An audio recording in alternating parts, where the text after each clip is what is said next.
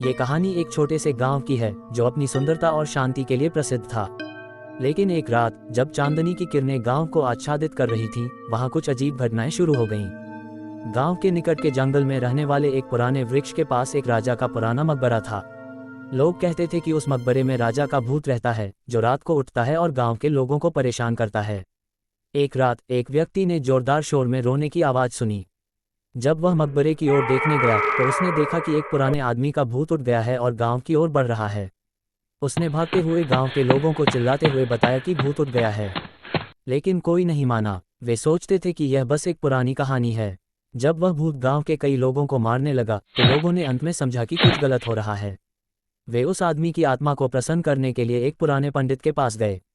पंडित ने उन्हें बताया कि वे एक पुराना श्राप उठा सकते हैं जो उस राजा के बलिदान से पैदा हुआ था।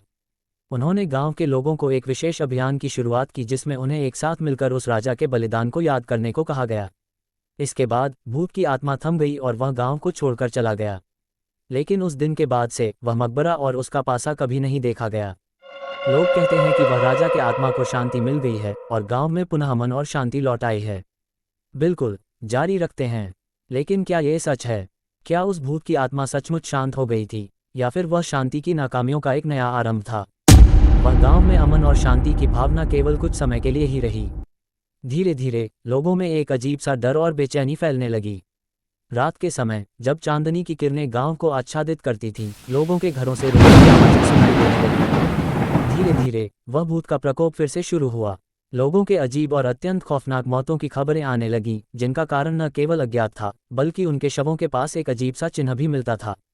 अब लोग देख रहे थे कि गांव के निकट से एक पुरानी चाबी का दरवाजा कुछ अजीब होते समय खुलता है और उसके बाद एक अत्यंत डरावनी आवाज़ सुनाई देती है, जैसे कोई अन्य लौट आया हो। क्या ये बस एक और कहानी है या कुछ और है? क्या वह भूत अब भी उस गांव में बसा है और क्या ये किसी और चीज़ का संकेत है जो अब तक अज्ञात है? ये समाप्त नहीं होता है, ये केवल एक शुरुआत है। और वह अज्ञात अनजान चीज़ जो रात के अंधेरे में छिपी है, वहां जाने के लिए तैयार है या नहीं, ये भी सिर्फ समय ही बता सकता है।